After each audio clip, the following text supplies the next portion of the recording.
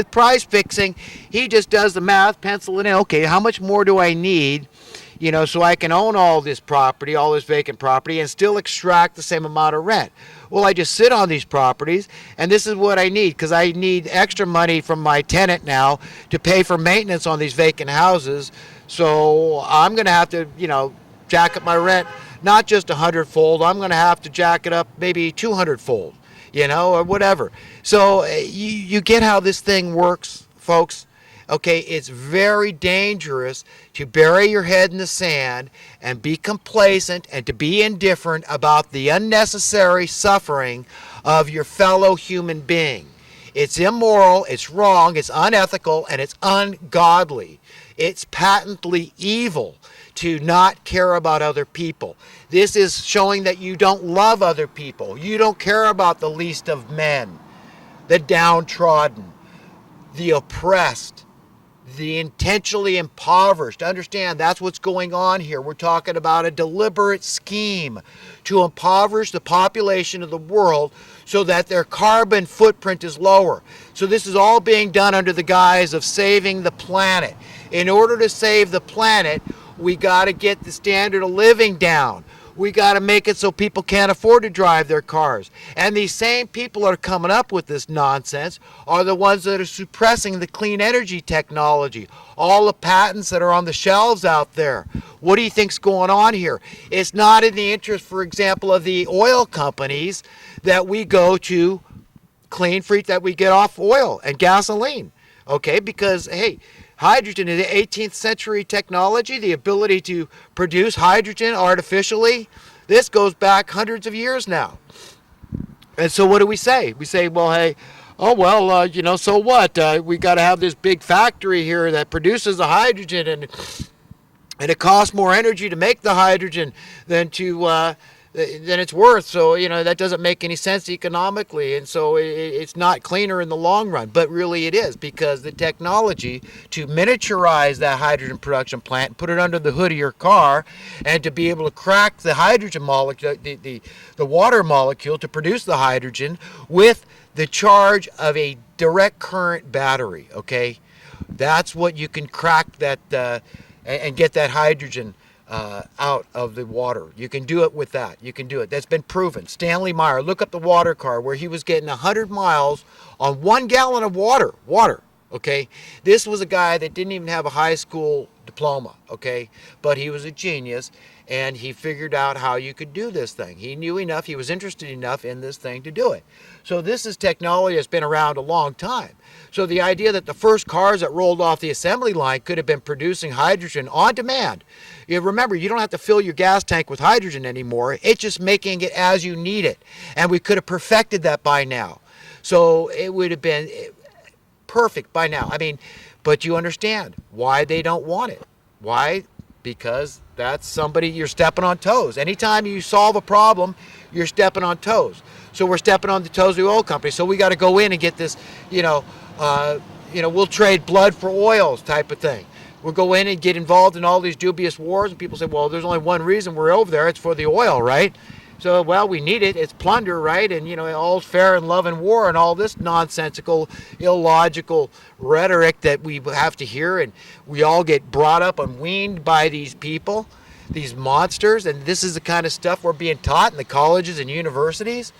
Okay, people come out and they prescribe to this kind of nonsense. They don't question it. They say, well, this is the talking point. This is what the establishment is talking about. This is what people are pushing. And they come off like they're altruistic and they're benevolent and they want to save the planet. And don't you? What's wrong with you? Don't you want to save the planet? And these are the people that are causing the problem. The pollution. This is one of the few arenas, the climate, where we've actually made progress. With the catalytic converter cleaning up the air, we've actually made some very tangible, real progress in this arena. And this is the only area they want to focus humanity. This is the why. This is why we have to intentionally impoverish you. And yes, we admit it. Yes, we've got to get wages down. Because look, folks, even if you get a cost of living adjustment, if it's not commensurate with your cost of living increase, then it's just the same as if you got a cost of living decrease, if you got a wage decrease. Do you understand how this works? It's mathematical. It's simple. Nobody can refute it. It's unequivocal what I'm talking about. Okay, so this is what I need to get. There is no room for opinion here. This is where we've got to talk the facts, talk the math. Okay, and there's only one right answer when it comes to math. It doesn't matter how you got to that answer, just so you get to it. But you won't get to it unless you see the big picture and how we've been duped and how it's happened incrementally.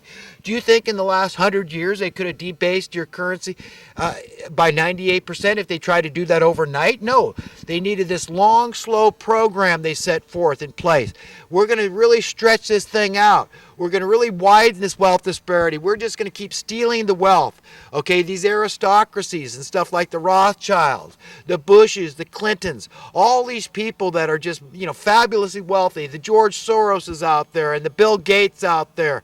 All these other, the Donald Trumps and on and on and on. Okay, this is bad for the people at large. Okay, we've got to understand that we need to reverse this thing, this wealth disparity, and I want some answers. I'm giving answers right and left because through explaining to people what it's going to take to extricate ourselves from the problems we've got, from the solvable problem. But I want to hear more answers from other people. I want to hear the solutions. I don't care if you're a socialist or if you're a communist or if you're a capitalist. I don't care if you're a Democrat or a Republican, a man, a woman, black, white, yellow, red, if you're religious, what your religion is. I don't care about any of that stuff. I don't care if you're a conservative or a liberal, none of it. Let's hear your solutions. Are they fair and reasonable? How do we fix the problem? Is it just about always increasing the numbers? So it's just about who we rob next, who we tax more, the Robin Hood thing? We got to take from the haves and give to the have-nots. Even though those now the haves they're the have-nots. So now you've got to just, right? You got to keep on reaching up, keep on reaching. Well, we got to go up from there and just drag them down. But really, if we just started at the very top, we wouldn't have any of these issues. I mean, this whole idea of why can't we have our cake and eat it too? Well, dummy, you wouldn't have your cake anymore. Well, what's the use of having a cake in the first place if you can't eat the darn thing? Why don't we just eat the cake and bake another better cake? So we can have our cake and eat it too, okay? How? Okay, here, let me write the tax code. Give me 5 minutes. We start at the very top, and then when we get down to the multimillionaires, we can leave them alone. So it all becomes voluntary, like a tithe, okay? Nobody's going to coerce you or force you or intimidate you to pay it, okay? There's a simple solution right there, okay? You take what you need from the very top to pay the bills. Remember, this is all a game. And the object of this game is to nullify it eventually, to render the creators of the game irrelevant. So we just don't care about money, period, anymore. Yet we've got plenty of prosperity. Yet we've got plenty of freedom and plenty of liberty. Plenty of security, not for some, but for everybody. Through getting off the junk. What's the junk? The junk is money. It's a concept. It's a lie. It's a notion from the pit of hell. Okay, it was created to oppress people, to trick people. It's a form of black magic, of sorcery. And the people that are foisting this upon us are just a mean bunch of devilish swine. I mean, that's their behavior, let's say, because I don't want to call anybody names. I don't want to offend anybody. But I'm just calling a spade, okay? And you've got to be as shrewd as serpents and as innocent as doves. You've got to say, I get it. I get the cunning and the diabolical nature of these people. I see their evil genius and their mad science for what it is. Illogical. These are madmen. They're destined for the depths of hell, even though they're on the top of the world right now, and they're telling us to follow them, be like us. You can't beat them, join them, man. Just come and be us. Just become a banker. And what do they say about being a banker? The best way to rob a bank is to own a bank, right? So yeah, that makes sense, because hey, if you can control the camera, you shut, nobody gets to see you going in the vault and stealing stuff. And I don't know who stole all the money when they come in and do an audit of your vault. It must have been one of these low-level employees. I don't know how they did it, but it's gone. It's a mystery. This is how the theft occurs, okay? This is what's going on. So if you want to judge and blame people, do it properly.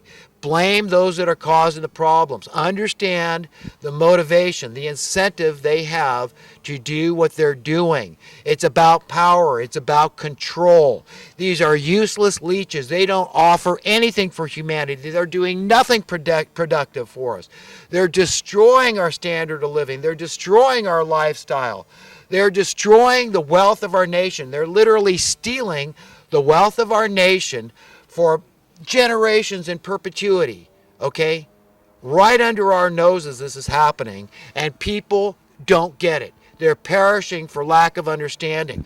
They're committing suicide. How many suicides out there are financially related? How many guys have pride and they say, hey, I can't handle it, man. The IRS took all my money. My wife left me. My kids have no respect for me. Boom, I'm blowing my brains out now. How many? Plenty. The miseries are untold. The unspoken, subconscious miseries that people are suffering out there, just sucking lemons, okay? Saying, man, this really sucks, man. It just, they keep raising the bar. It gets harder and harder. Every time I think I'm going to get a break, I get knocked back down. Okay, hey, I just talked to a guy working at the supermarket. You know, he was telling me, yeah, I was a floorer before this, and I was making good money, and he was going on and on about the good money. He said he made so much, and he entered another income bracket, is what he called it. I mean, he wasn't even making $100,000 a year, but he entered another income bracket, and guess what? His taxes went way up. So the guy said, whoa, darn it, you know what? I mean, they're taking all the extra profits, so all this extra work, I'm busting my nut. I'm out here, got my nose to the grindstone, and now they're just going to take everything from me because I'm just so prosperous, I guess. When really, he was lower middle class. You know, 40 years ago, that guy would have been lower middle class. Okay, and now he's got to work at the grocery store. This is what's going on, folks. This is what's happening here. You wonder how you're losing the middle class. You wonder why poverty is exploding. You wonder why the wealth and income disparity just keeps growing. Because these people are fostering it. They want this to happen. They don't want you to figure out that you can have your cake and eat it too. Just make the right guy pay. The guy that's stolen our wealth. Who is it? The Rothschild class. If we go straight in the Rothschild pockets, I don't care if Bernie Sanders paid for everybody's college. I'm fine with that. I believe people have a right to learn everything they want to know. Why should we pay for a library? Isn't that information? Isn't that learning there? An institution of higher learning, whatever? The library. So maybe we should just get rid of all libraries because, hey, that's my taxes going to pay for the library. No, so we can't have people, getting free higher education. No, that's a bad thing. That's an anathema. Oh, no. I'm swatting at little gnats out here. Probably can't see them on the camera, but they're bugging me. But anyhow, folks, understand that the same things that you want for you and your kids, you must be willing that he and his kids, she and her kids have also. If not, you're going to hell because you're a hypocrite. You want to live by a double standard. You are an elitist. And it's just like being pregnant. You're never a little bit pregnant. You either are or you're not. So be very clear. Once you open that door, you crack that door open a little, you've opened Pandora's box, okay? And all those elitist, hypocritical demons can rush in, and you've got no standing. You can't say, well, I just thought that was being too liberal, and that was too socialistic, and that was too egalitarian. But you know what? I mean, my standard, that's the one. I think that, maybe $10 an hour is fair, but, that's it, and I can't, we've just got to, say that's enough, man, for flipping burgers. It's unskilled, menial work. Hey, I can't pay you more than that. You're going to cause my cost of burgers to go up. It's none of your damn business, okay? It's not even your job. Stay out. If it's not your industry, you've got no business to say, hey, you know what? You just don't have an interest in it, okay? You stick with what you do. This whole thing, although they try to try to give us this idea that it makes sense. It doesn't make sense, folks. There's plenty of guys that could play better baseball than the professionals. Well, then why aren't that? Because they never tried out for it. They were never doing it in school and advancing the way that, they've got to do it by the book, right? You got to fit in that little niche, and you got to be ready to be spotted. And, there's money involved because it costs money to have, cater to your children and be able to have them, go get these training camps and all this stuff where they can be spotted by a spotter. It's all a setup. And then they get these multi-million-dollar contracts. I say, my God, at least expand